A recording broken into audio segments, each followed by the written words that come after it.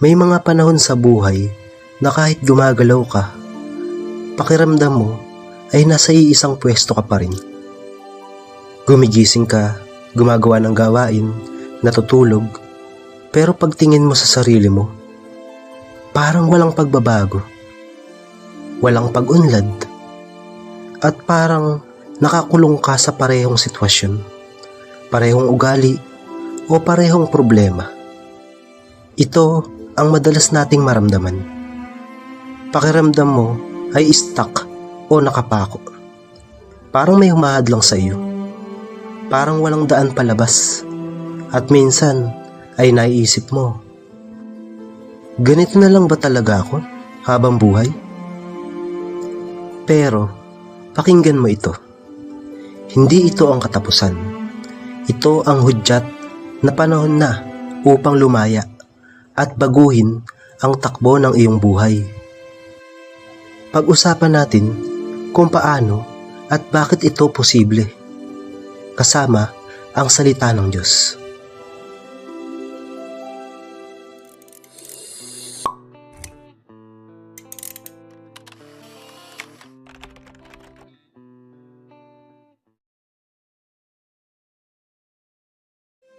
Sa Biblia, ipinangako ng Diyos na hindi niya tayo nilikha upang manatiling nakakulong sa hirap, pagkakasala o kawalan ng pag-unlad. Isaiah chapter 43 verse 18 to 19. Huwag niyong alalahanin ang mga dating pangyayari. Huwag niyong isipin ang mga bagay na nakaraan na. Narito, gagawa ako ng isang bagong bagay. Ngayon pa lamang ay nagsisimula na itong mangyari. Hindi ba ninyo ito nalalaman? Maghahanda ako ng daan sa ilang at mga ilog sa disyerto. Juan chapter 8 verse 36. Kaya kung palalayain kayo ng anak, magiging malaya kayong tunay. Ano ang ibig sabihin nito para sa inyong sitwasyon ngayon? Number 1. Ang pakiramdam na nakapako ay senyales na kailangan ng pagbabago. Kung komportable ka, hindi mo mararamdamang gusto mong kumawala. Ang bigat na nararamdaman mo ay paraan ng iyong puso at isipan na nagsasabing, may mas magandang buhay na nakalaan para sa akin at hindi ito ang dulo ng aking lakbay. Huwag mong isiping ito ang iyong kapalaran.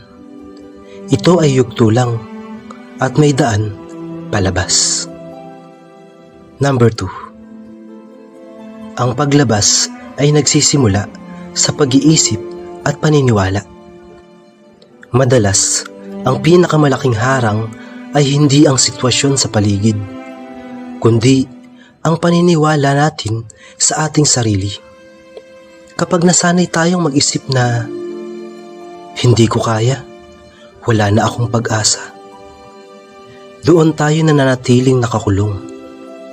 Ang unang hakbang upang lumaya ay ang pagsasabi sa sarili, kaya kong magbago, may kakayahan akong umusad, at kasama ko ang Diyos.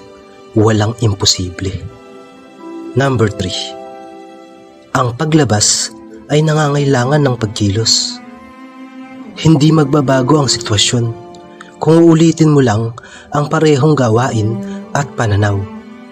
Ang paglabas ay nangangahulugang pag-alis sa mga gawaing humahatak pababa, pagharap sa mga takot na matagal mong iniiwasan, pagtitiwala sa Diyos kahit hindi mo pa nakikita ang resulta.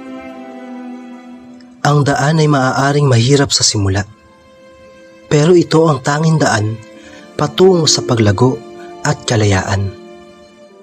Kapatid, kung pakiramdam mo ay nakapako ka ngayon, huwag mong sisihin ang iyong sarili ng labis.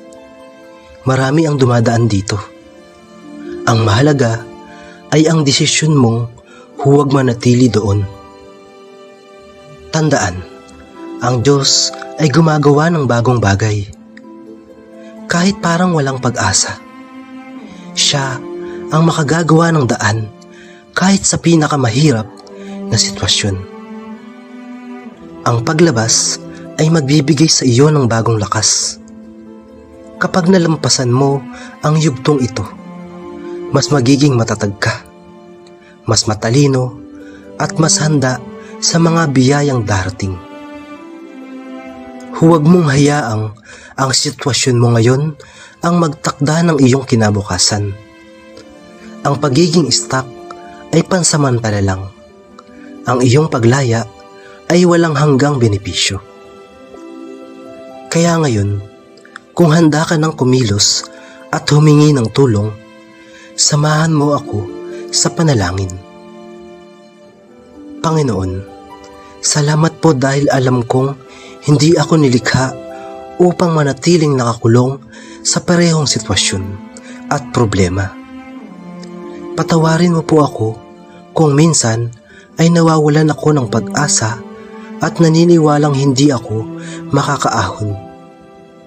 Ngayon po, ibinibigay ko sa iyo ang bigat na ito.